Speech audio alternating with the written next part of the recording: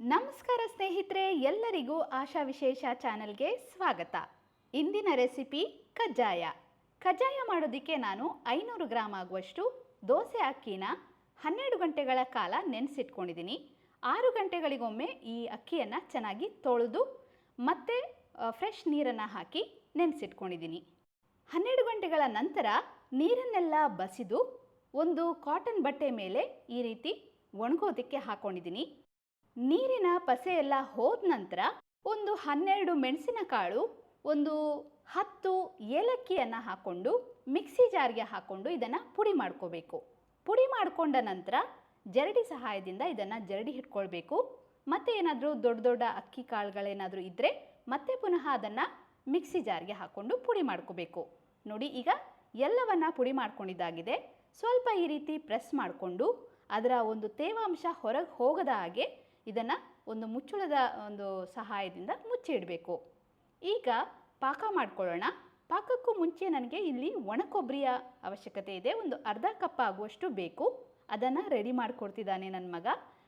ಅರ್ಧ kg ಬೆಲ್ಲಕ್ಕೆ ಅರ್ಧ cup ಆಗುವಷ್ಟು ನೀರನ್ನು ಹಾಕ್ಕೊಂಡು ಬೆಲ್ಲವನ್ನು ಕರಗಿಸ್ಕೊಳ್ತಾ ಇದ್ದೀನಿ. ಬೆಲ್ಲದಲ್ಲಿ ಏನಾದರೂ ಕಲ್ಲು ಧೂಳು ಏನಾದರೂ ಕಂಡಿದ್ದಲ್ಲಿ ಇದನ್ನು ಫಿಲ್ಟರ್ ಮಾಡ್ಕೋಬೇಕು. ಫಿಲ್ಟರ್ ಮಾಡ್ಕೊಂಡಿದ್ದಾಗಿದೆ. ಈಗ ನಮ್ಮ ಪಾಕದ ಒಂದು ಪ್ರೋಸೆಸನ್ನು ಮುಂದುವರಿಸೋಣ.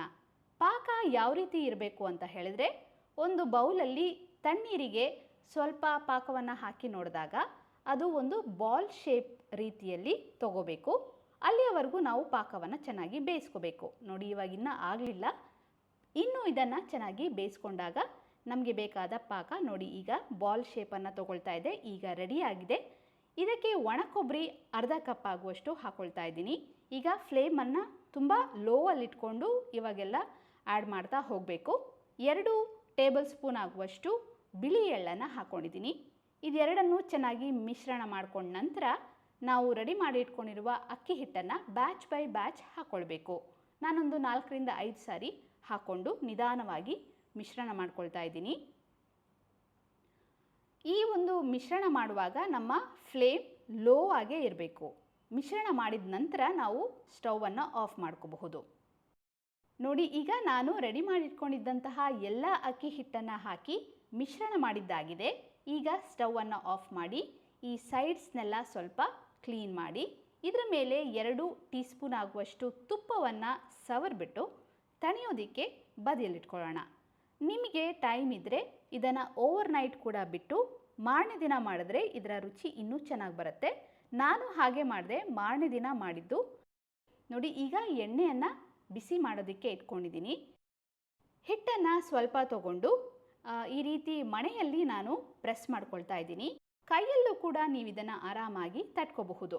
ನೋಡಿ, ಥಿಕ್ನೆಸ್ಸು ಇಷ್ಟಿರಬೇಕು. ಇದೇ ರೀತಿ ಎಲ್ಲ ಕಜ್ಜಾಯಗಳನ್ನ ಒತ್ತಿ ಇಟ್ಕೊಳ್ತಾ ಇದ್ದೀನಿ. ಈಗ ಎಣ್ಣೆ ಕಾದಿದೆ. ಎಣ್ಣೆಗೆ ನಾವು ಕಜ್ಜಾಯ ಹಾಕಿ ಫ್ರೈ ಮಾಡ್ಕೊಳ್ಳೋಣ. ನಿಧಾನವಾಗಿ ಕಜ್ಜಾಯವನ್ನು 2 ಬದಿ ಬೇಯಿಸ್ಕೋಬೇಕು. 2 ಬದಿ ಚೆನ್ನಾಗಿ ಬೆಂದ ನಂತರ ಈ ರೀತಿ ಇದರ ಮೇಲೆ ಸ್ವಲ್ಪ ಪ್ರೆಸ್ ಮಾಡಿದರೆ ಇದರಲ್ಲಿರುವ ಎಕ್ಸ್ಟ್ರಾ ಆಯಿಲ್ ಎಲ್ಲ ಬಂದ್ಬಿಡುತ್ತೆ. ನೋಡಿದ್ರಲ್ಲ ಸ್ನೇಹಿತರೆ, ಈಗ ನಮ್ಮ ಕಜ್ಜಾಯ ರೆಡಿಯಾಗಿದೆ. ಮೇಲಿಂದ ತುಂಬಾ ಕ್ರಂಚಿಯಾಗಿದೆ, ಒಳಗಡೆ ತುಂಬ ಸಾಫ್ಟ್ ಆಗಿದೆ. ತಿನ್ನೋದಕ್ಕಂತೂ ರುಚಿಕರವಾಗಿದೆ. ನೀವು ಕೂಡ ಈ ಒಂದು ಪ್ರೋಸೆಸನ್ನು ಫಾಲೋ ಮಾಡಿ ಇದೇ ರೀತಿ ಮಾಡಿದ್ರೆ ನಿಮಗೂ ಕೂಡ ಒಳ್ಳೆ ರಿಸಲ್ಟ್ ಸಿಗುತ್ತೆ ಅಂತ ಹೇಳ್ತಾ ಇಂದಿನ ವಿಡಿಯೋನ ಇಲ್ಲಿಗೆ ಮುಕ್ತಾಯಗೊಳಿಸ್ತಾ ಇದ್ದೀನಿ. ಮತ್ತೊಂದು ವಿಡಿಯೋದೊಂದಿಗೆ ಮತ್ತೆ ಸಿಗ್ತೀನಿ. ಅಲ್ಲಿಯವರೆಗೂ ನಮಸ್ಕಾರಗಳು.